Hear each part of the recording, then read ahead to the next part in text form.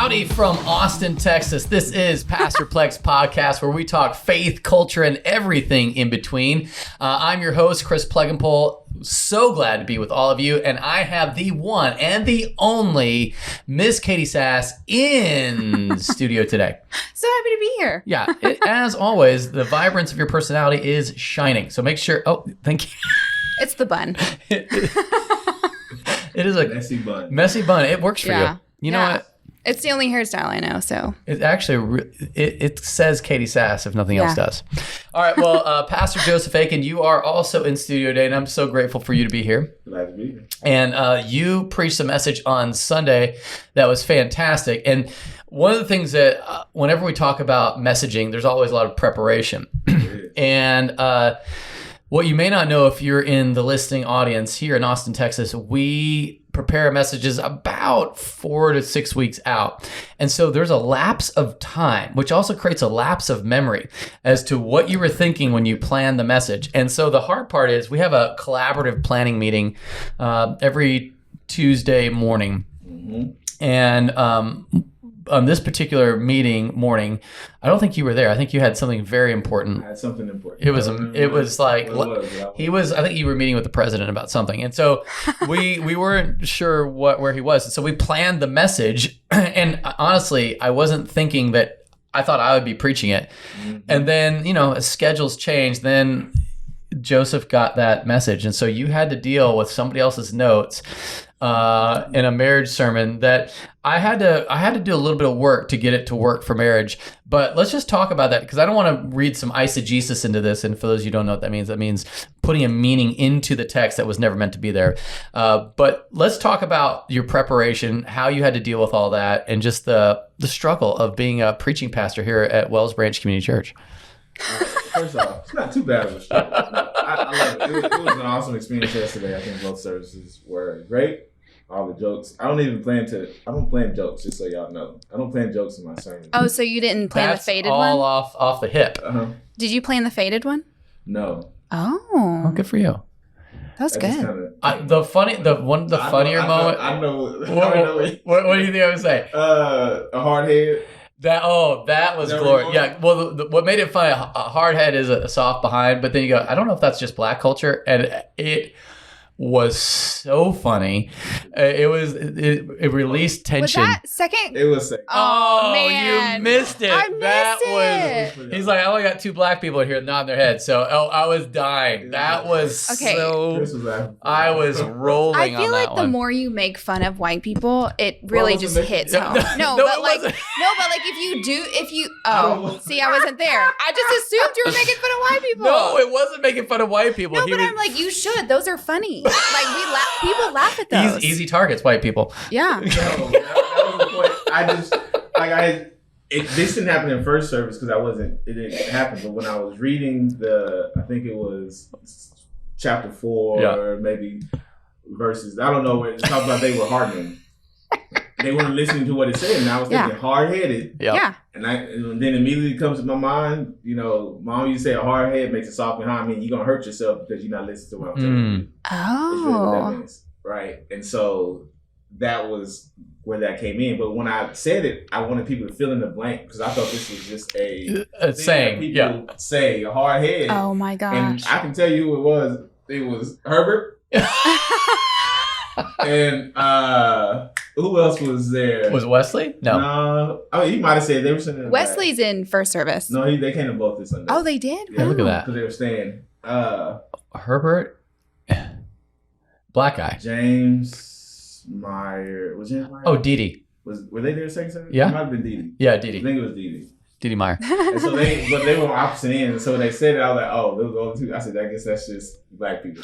And it I've never heard that before. Yeah, and it was perfect. And they said it out loud, and of course, it was only black people there that said it, and so and then he goes, oh, this must be a black thing. And I about lost my stuff. I thought it was so funny. That would have been hilarious. But it was great.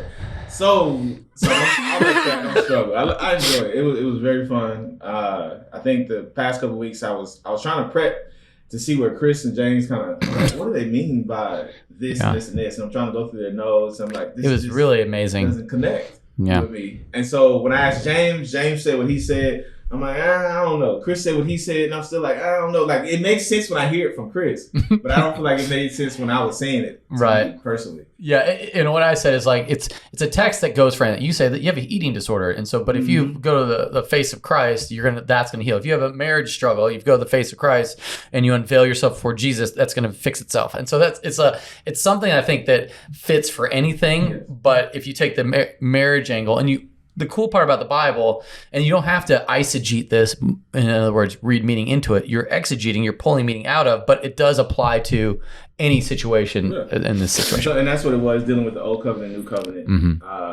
Coming from 2 Corinthians, I don't know if we said that yet, but chapter 3 and 4. And he's just trying to get them to understand that we're not under the old law. Right. We have the Holy Spirit.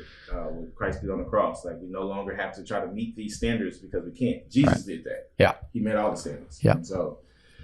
talk to us about, like, whenever, and if you don't know this, whenever we're preaching, we want a big idea to come across, and then the reasons why we resist it. What was the big idea? So the big idea was I put on an unveiling love, not unfailing love. Oh, nice. Unveiling love, and doing that before God, God's people, and even through our suffering. And so the big idea was like how do God wants us to have this unveiling love. And the reason people resist this is that, one, they want to be in control. Like, I want to be able to handle this. I don't need you guys. Like, when I need you to step in, I'll ask you, I'll tell you to step in. But right now, I got this. The other part was they don't want others to control them. And so if I unveil my love to you, if I give you full access to me, then what does that mean? That means you get to hold this over my head. You can... Right. We naturally go to the worst parts of it. If I'm vulnerable with you, now you can control me versus you can help me, you can encourage me. And then that last part was we lose control. Like, everything's out of control. We're not in control. Like, nothing's happening. It's chaotic. And it's for me, was like, that's when you're going through rough times, but on the outside, you still want to look the part. You still want to look good. And so that's what it was. Just this control issue. Yeah, and marriage, obviously, that's a big deal. Big deal. Katie, do you ever have any problems with control in your marriage? Okay, hold on. Can you ask that in a different way? Katie, do you have any problems being controlled in your marriage? Do you have any problems being out of control in your marriage? I think anytime God's calling me to submit to my husband, my selfish tendency can be, you're trying to control me. Yeah. When he's really not. He's just...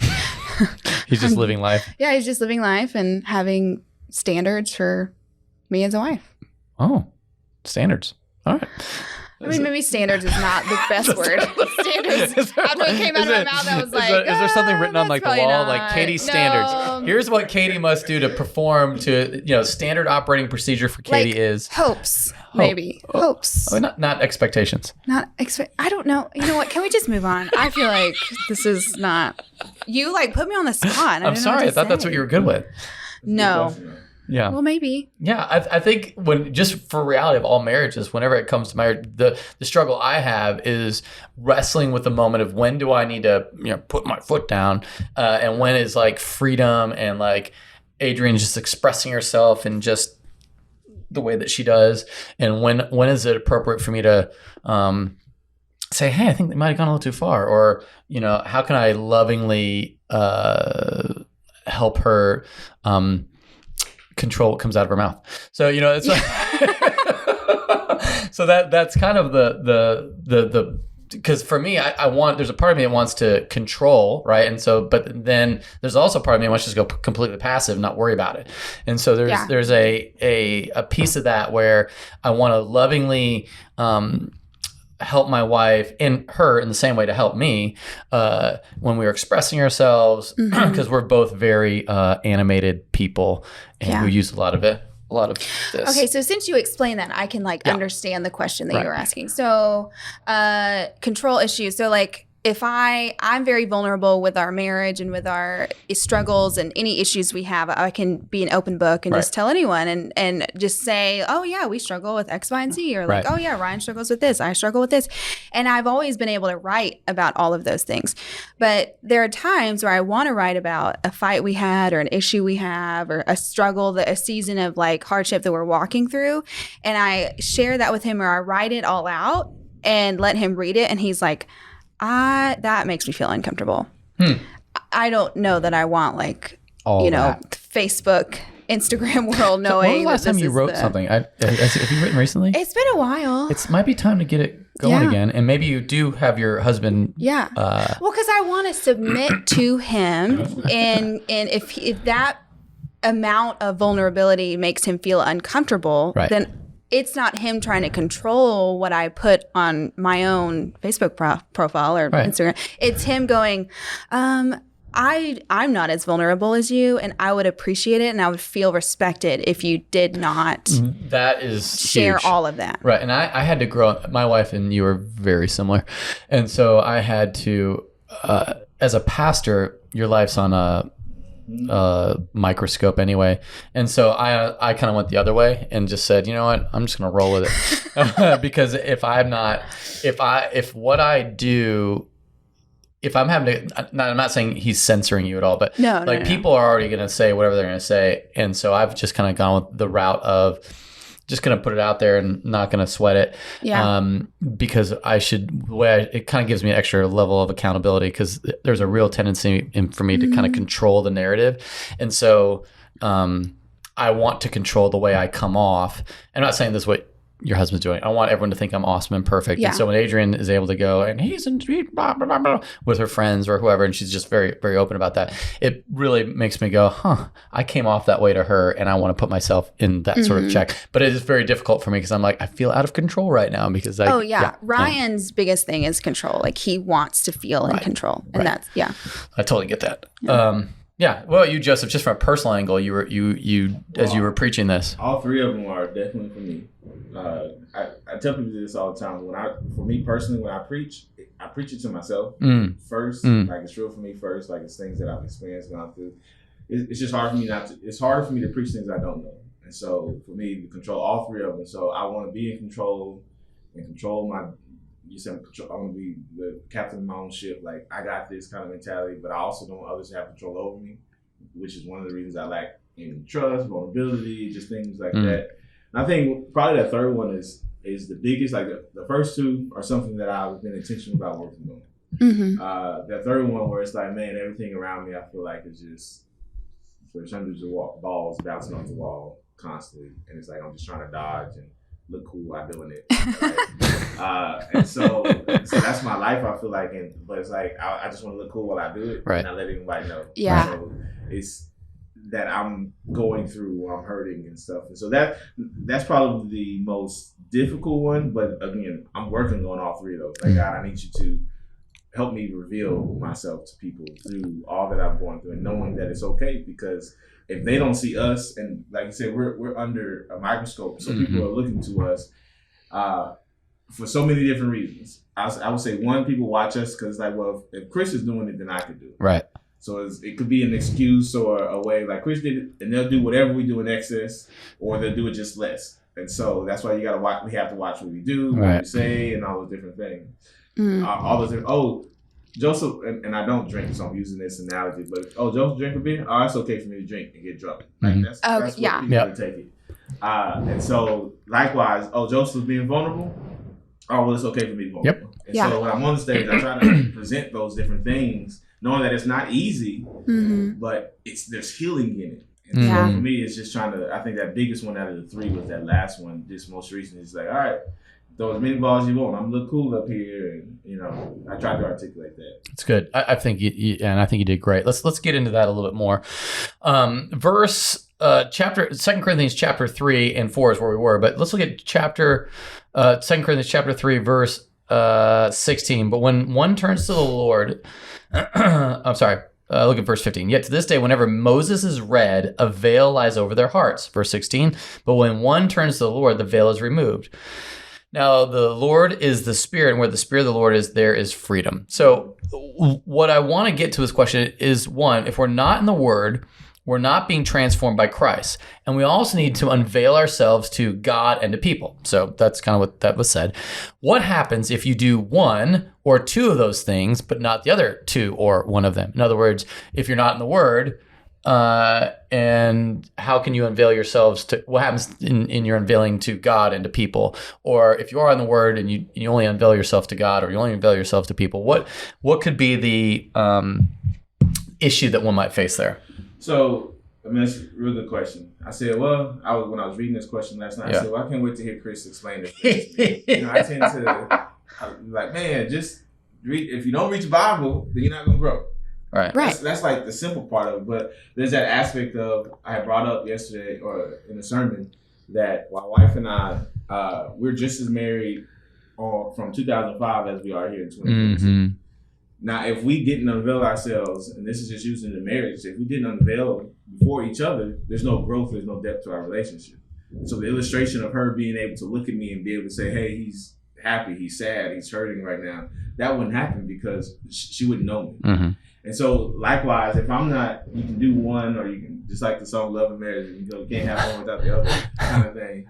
Like if you do one without the other, then you're missing out on relationship with God, right? Mm-hmm. Or you're missing out on transformation of yourself. So I read the Word of God all I want, but part of me is like, if I'm reading the Word of God, there's no way I can't be transformed, right? Like there's no way I'm spending time. The Word of God does not return void. Yes. Yeah. There's no way I can't grow, and that from glory to glory, or that I'm not leveling up in my relationship, so to say, or growing deeper in my relationship. It's always tough when you say leveling up. It brings back things of a heresy of Gnosticism. So we're not going there, but leveling up, going deeper in our growth. So just understanding that it can't. What happens is you're not growing, you're not transforming. I mean, those are some of the reasons. Yeah, and what I would say, one of the things you've heard me say a lot, and I'm actually going to be writing about this in my next book, there's three aspects. There's God's Word, God's people, God's Spirit. And so whenever you have God's Word and God's people, but you don't have God's Spirit, you have the Christian clique or Christian cult. In other words, where you're like, oh, I don't want to take any risks with those people. Those people are the weird ones. We're the people over here. If they vote different than me, I don't want to deal with them. If they look different than me, they have a different culture than me, I want them over there. And I'm sure they're loving Jesus, and someone's got to tell them. We'll send a missionary that way. But I want my own people. And then on the flip side, there's a Christian tourist that's God's Word, God's Spirit, but doesn't have God's people. And so they're constantly like, they're not rubbing up against people that are going to transform them, and so they could be isolated. And honestly, one of the things I've had to challenge people on is if your work is keeping you from God's people, whether it's Sunday morning or Wednesday night or whatever, what happens is your Christian relationship becomes, it's you against the world, and you miss out on it's you and the collective Christian family against the world, so to speak, or reaching the world on mission together for the world, to love the world. And so you can go into, you either capitulate to the world, or you see the world as the enemy and you sort of like isolate, and you just become a keyboard warrior. So one of the things that's the essence there. Or if you sort of give up on God's Word and you have God, God's Spirit and God's people, you conflate God's Spirit, or like what you view God's Spirit with God's Word, and then all of a sudden there are no moral bedrocks.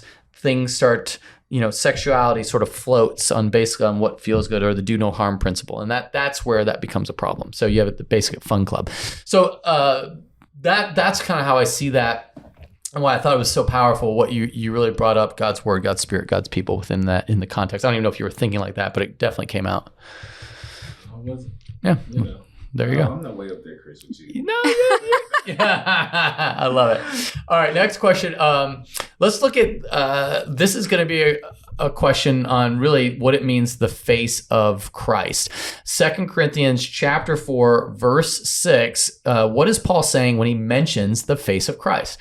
Seems like one of those things that sound nice and we glaze over, but what is this verse actually saying? So I'll add a couple scriptures that may help with that. John 14:9, Jesus said to him, "Have I been with you so long, and yet you have not known me, Philip? He who has seen me has seen the Father. So how can you say, show us the Father?" So there's that. Then also John 17:24, "Father, I desire that they also whom you gave me may be with me where I am, that they may behold my glory, which you have given to me, for you loved me before the foundation of the world." Love it.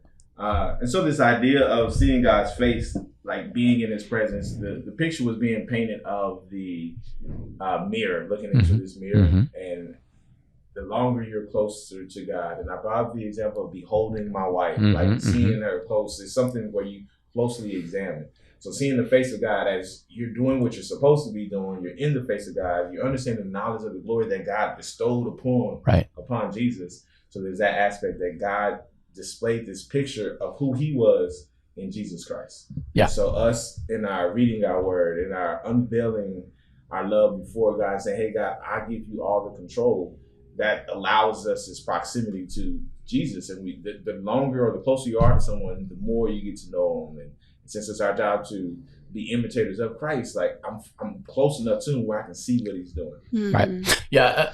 So if you remember in chapter 3, there's a whole piece of Moses going back to the Exodus of when Moses would go and meet with God. He would be, the scripture says he would be face to face as one sits with a friend. And so when Moses would sit, and we talked about this in your sermon, which was awesome, there was this reality that his face would start to glow because he was reflecting what it was. And I don't think Moses was looking at a face, right? He was in the glory cloud. It was just a cloud. And but when he came out, his face was totally shining. Now, look, if you read it, so what he's saying is like he had unveiled face before God, but when he came out, he veiled his face because the people were like, whoa, your face is too bright. It's too much God over there. And then he would keep the veil on so that people wouldn't think that the glory was fading. I always go back, whenever you deal with God as a preacher or just any person in ministry, you want to come with a fresh revelation. So you want the glory to be shining freshly on your face, for lack of any better terms. But what happens is that Moses, as time went on, he made sure he always wore the veil just in case it was fading, because over time it would fade until he went back to meet with God face to face. And so he didn't want anyone to think that he had less. This is where presenting an image. So he wore the veil so nobody could see his face. They're like, oh, it must be really bright under there. Keep that veil on. I want you to be perfect. don't be vulnerable to me. Yeah. Okay, so then when we see this in verse 4, in their case, the God of this world, verse 3, chapter 4, verse 3. And even if our gospel is veiled, it is veiled only to those who are perishing. In their case, the God of this world has blinded the minds of the unbelievers to keep them from seeing the light of the gospel of the glory of Christ, who is the image of God.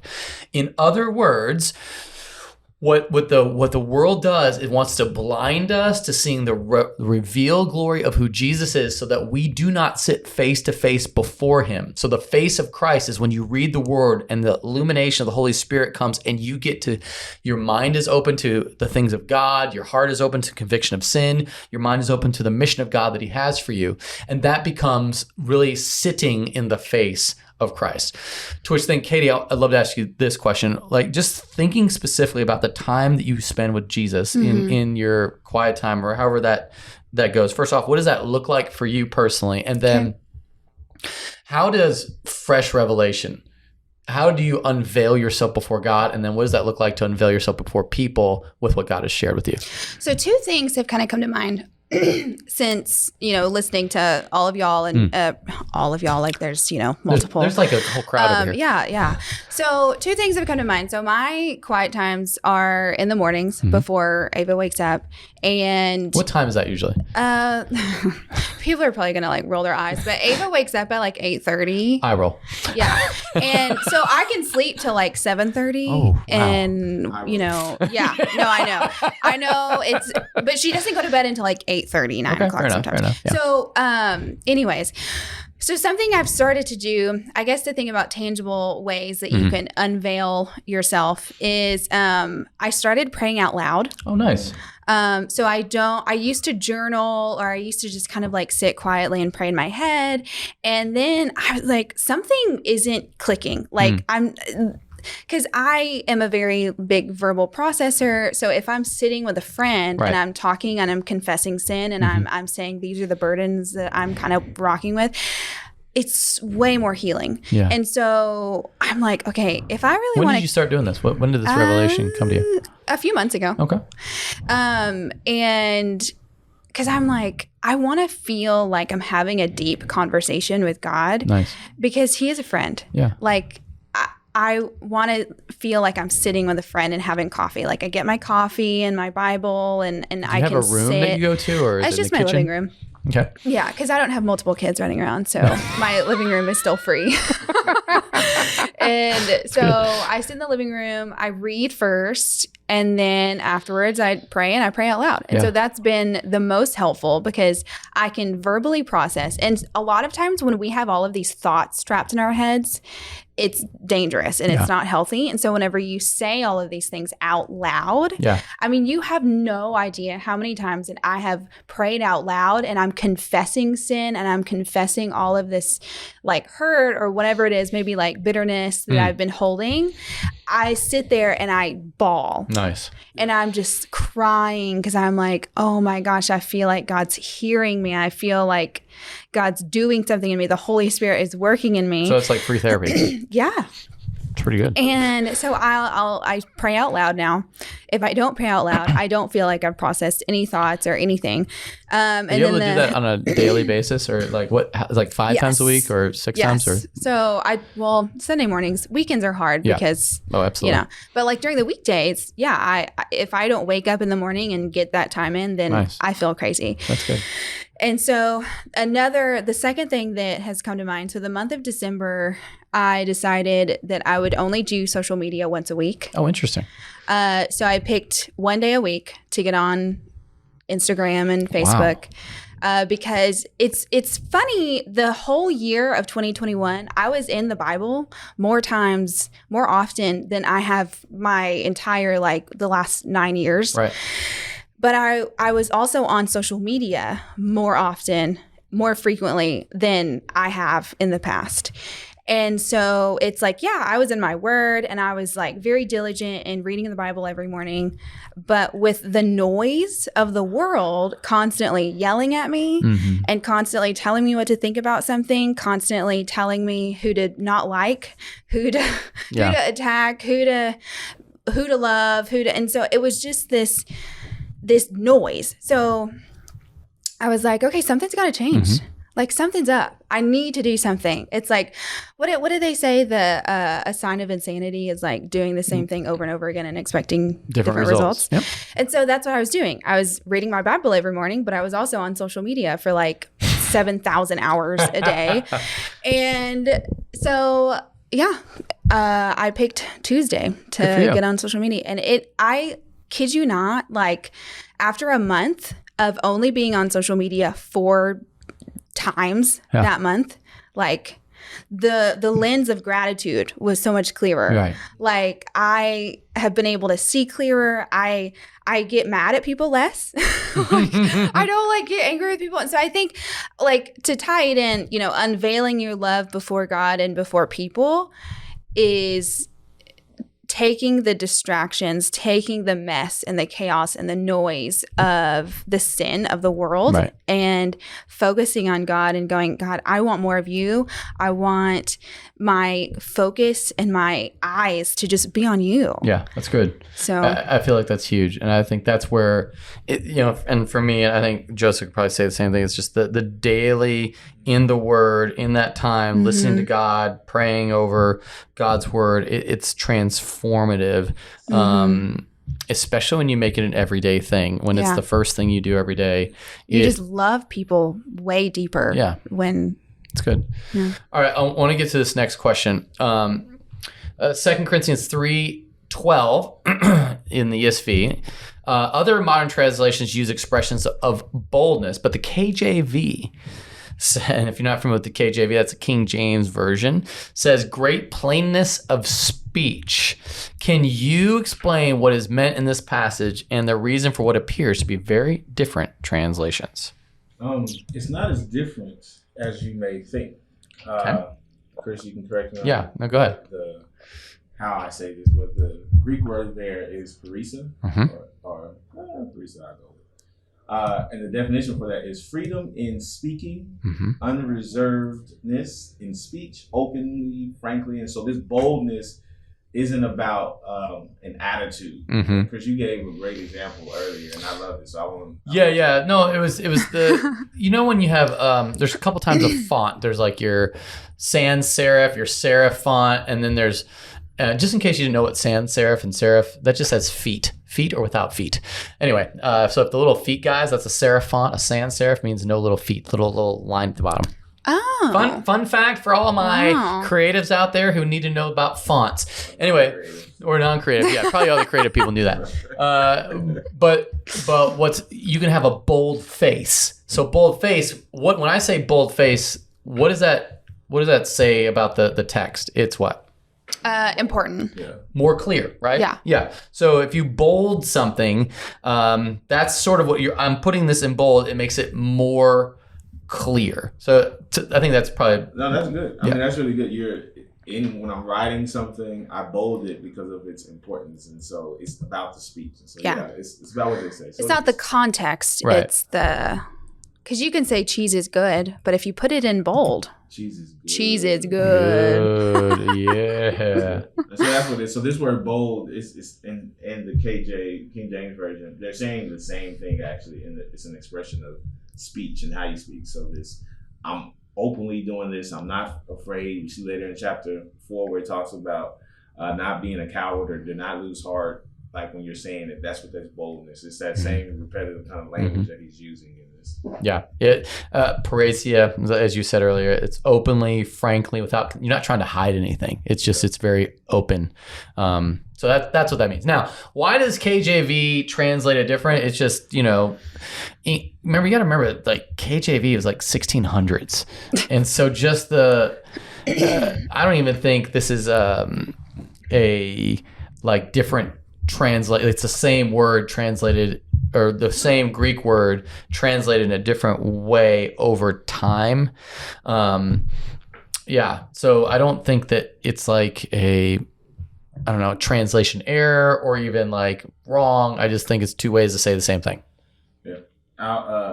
This is a funny story I have the other weekend. So Sierra, she taught the women's Bible study this past Saturday. Mm-hmm. And one of the things she did, she gave examples of different kinds of studiers. Mm-hmm. She's like Pete on repeat, where she likes to listen to the same verse over and over and over, being read to her. She said noisy Nancy, they like noise around. She said ADHD, like she had all these different examples. That's amazing. She's creative. So she had all these different examples. And then so somebody sent her a text message. It said the Message Bible, Mama, I'm hungry. Amplified, Mummy, I'm hungry. And then in parentheses it says famished, starving. The NIV, Mother, I am hungry. Uh-huh. KJV, henceforth let it be known unto thee, birth giver, that my belly consists of emptiness. So, like you said, it's just an older, over time, words have changed, translations have changed. Yeah. That's so funny. Another fun note about the KJV, not to diss the KJV, because if you read KJV, there's no theological difference than the ESV or any other modern translation. Mm-hmm. The only problem with the KJV is it was whenever King James had the works translated, he was using like 8 to 10 manuscripts that were dated from about the 800s AD. So 800 years after Jesus is when these manuscripts they had came from. Whereas now we had the Dead Sea Scrolls, which were from like 1948-ish. We have like so much later manuscripts that were older. So you found in a later date, but were written at an older time. And we have thousands of manuscripts. So the KJV is not wrong because they're all coming from manuscript, but I don't think they're quite as accurate because we have manuscripts dated from the 400s AD, from Antioch all the way down to Alexandria, Egypt, which then makes them more closer to the original. So that might be way more than people really care about to know about the KJV. But when people are like, if it was good enough for Jesus, it was good enough for me. That's usually where I get with the KJV. And you just got to remember, KJV 1600s, written from manuscripts that were later time than the ESV or the New American Standard. And if you want to know, ESV is a great one to teach from, to preach from. Message Bible or New Living Translation is like, if you're like, man, I don't really want to study. I just want to get the big concepts. If you're a new believer, King James is probably not the one to start with. Well, or ever, really. And just because, again, there's no theological difference, but why would you want to read something that's translated from later manuscripts than the ones that were earlier manuscripts? Mm-hmm. And I can give you the arguments why. There's actually a decent reason for it, but I don't know if that's the reason for this podcast. But to the point being is that what the ESV or the New American Standard is what everyone does in seminary because it's the most literal, but it's super wooden, meaning it's kind of, I feel like what you said, New American Standard is like, mother, I feel hunger, as opposed to, I always say like, in Spanish, oh my gosh, there's a dynamic and there's a static translation. Dynamic translation is thought for thought. So whenever in Spanish you say lo siento, if you're familiar with Spanish, that means, do you know what lo siento means? Nope. Okay, it means I'm sorry, but it technically means I feel it. So my Spanish teachers just passed me along. Yeah, they just yeah. I'm not kidding. That the is Texas an education system working at its finest. Yeah. So anyway, the ESV would be more of an I feel it. The New American Standard would be the ESV would be I'm sorry. The New American Standard would be I feel it, if that makes sense. So it gives you more literal word for word translation, whereas the dynamic translations give you thought for thought. So that's probably way more than anybody cared about to hear, but I do love talking about translations of the Bible and why you can trust the one we use. There are probably some nerds out there that appreciated that. Yeah.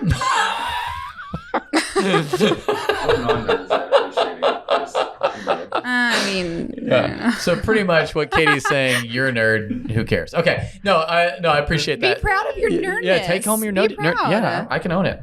Well, that's all we have for today. I'm so grateful for all of you listening. Remember, if you want to take part in the podcast, you can text us at 737-231-0605, and we would love to take your questions on air, as so many have come in. So from our house to yours, have an awesome week of worship.